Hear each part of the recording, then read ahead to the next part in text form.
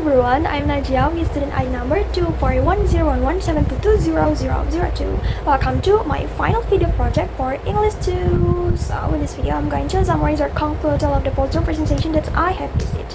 So this poster covered many different aspects of TOEFL preparation, including listening, structure, and also reading. My friends, each group did an amazing job presenting their topics, and I've learned so much from all of them. Now, let me explain it again with my language. The ideas, strategies, tips that were shared in each poster. I hope this video helps you to review and reflect on what we've learned together. Let's get started.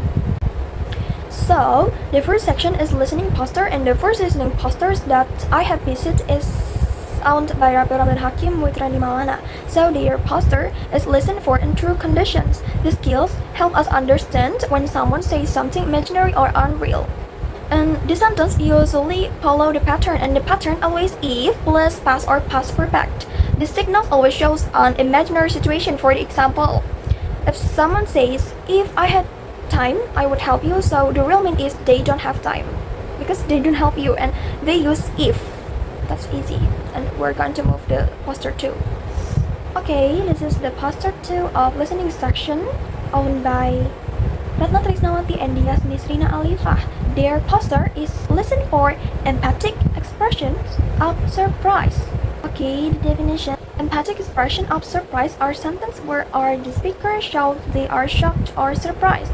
In the TOEFL test, this expression often appear in short dialogues, and when someone shows surprise, it usually means they did not expect something to be true.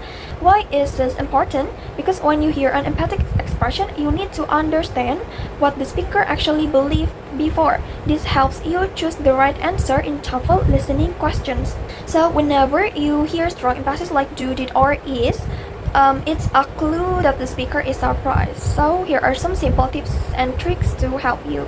The first one is listen for stress. The second one is focus on what the speaker believed before, and the last one is remember the common speaker. And for the example, this two people conversation, and man and woman. The man said, I just got 600 on the test, and the woman answered, then you did pass. What had the woman assumed? The correct answer is the man had not passed. Because the woman was surprised that he passed, she must have assumed he did not pass. Okay, everyone, we're going to move to the second section, structure posters, and I've visited is from Melinda Maghribi with Yasir Abdillah first, and their poster is object of preposition. What is an object of preposition? An object of a preposition is a noun, pronoun, noun clause, and also gerund. You know gerund? Gerund is a verb plus ing. An important note, the object of a preposition is not the subject of the sentence. Okay, for the example, we have in the school. School is the object of in. The second example, by plane. Plane is the object of by.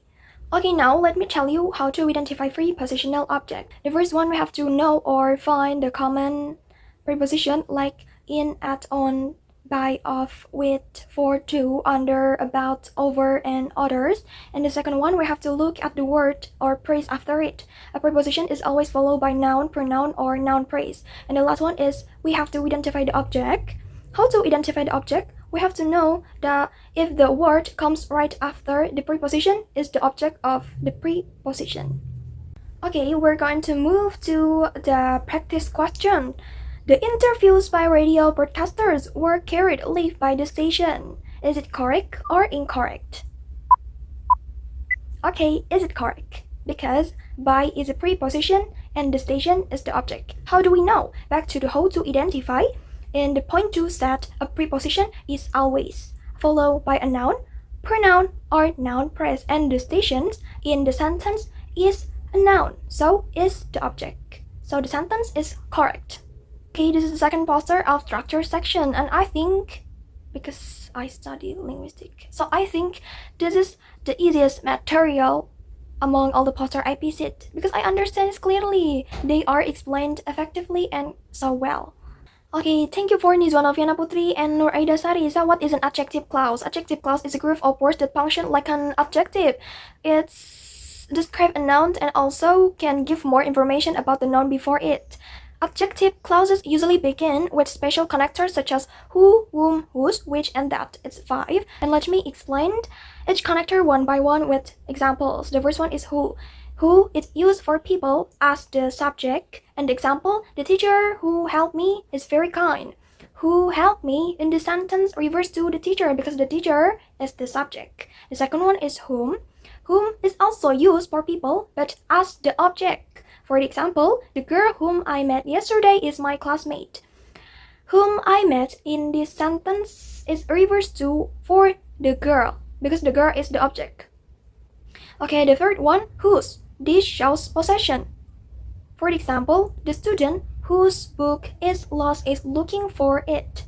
Whose book is lost in this sentence refers to the student. Okay, the next one is which used for things, not people. For example, I like the book which you recommended.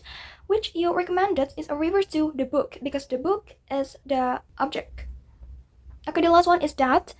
This can be used for people or things, and it's very common in both spoken and written English. For example, the glass that she puts on the table contains milk. Okay, let's try practice sentence from the poster. The man blank helped me carry the boxes is my neighbor. What's the correct answer? So, the correct answer is who because it refers to a person and acts as the subject. Okay, the second one, the girl blank you met yesterday is my cousin. The correct answer is whom because she is the object of the verb met. The last one, the student blank laptop was stolen reported it to the teacher. The correct answer is whose because it shows possession of the laptop. That's it. Now we're going to move the reading section. To be honest, reading is the most difficult part of TOEFL test for me. I don't know why, but when you face a long passage and don't understand what the topic's about, it becomes really hard to answer the following questions, right? So that's why I'll try my best to study and improve my reading skills properly. And we have reached the last section, the reading section. Okay, the first poster in the reading section I visit is from Rizqini Al-Banjari and Harimawan Hakim. So their poster talk about definition from structural clues. The definition, this means finding the meaning of a word by looking at the sentence around it. We don't need a dictionary, we just use clue from the passage. What's the purpose? This skill helps us guess the meaning of difficult words in TOEFL just by looking at how they are used in the sentence. For the example, in the passage, the phrase positive reinforcement is explained with examples like a gift, a reward, or money. From that, we understand that positive reinforcement means giving something good to encourage behavior. Tips to find the meaning. The first one, look for signal words like means, is, and refers to. The second one, check if the word is followed by an example. Then, look for synonyms or opposite words. The last one is use the meaning of other words around it. Okay, I don't know how to explain it well and I just understand till that. So, we're going to the example questions. The word venom in the passage is closest in meaning to. The correct answer is B because the passage says venom can cause pain or paralysis, so it means something dangerous or poisonous. Next poster is from Nur Abibah and Naya Zahara. Their poster is about determine tone or purpose. Tone is the author's attitude. It can be happy, angry, satirical, or funny. And purpose means why the author wrote the passage, to inform, persuade, or entertain. Purpose of the skill. Understanding tone and purpose helps you figure out the writer's message and feeling. This is important in TOEFL reading questions. For the example, I was very happy with the school event. Everyone worked together and it went really well. The questions, what is the tone of the text? The answer is happy. And the second question, what is the purpose of the text? And the answer is to share a good experience. Overall, all of these skills are connected. Listening helps us follow conversation and understand what is meant. Structure gives us the rules and grammar to build correct sentence. Reading teaches us how to interpret information and think critically. And most importantly, this poster helped me learn not only what each question type looks like. but also how to approach them wisely and calmly during the test. This project has been an amazing experience. I enjoy going from one poster to another, learning new tips, reading examples, and listening to my classmates' explanations. Some topics were easier than others, but all of them helped me become more confident in using English and passing the TOEFL exam. Among all the materials, I personally felt that the listening topics were the easiest to understand. The examples were clear and I could relate to them easily, but even the more challenging topics like grammar and inference questions become easier with practice and group discussion. Thank you for watching and I wish you all the best of luck on your TOEFL journey. Let's keep learning, practicing and growing together. Good luck and don't give up.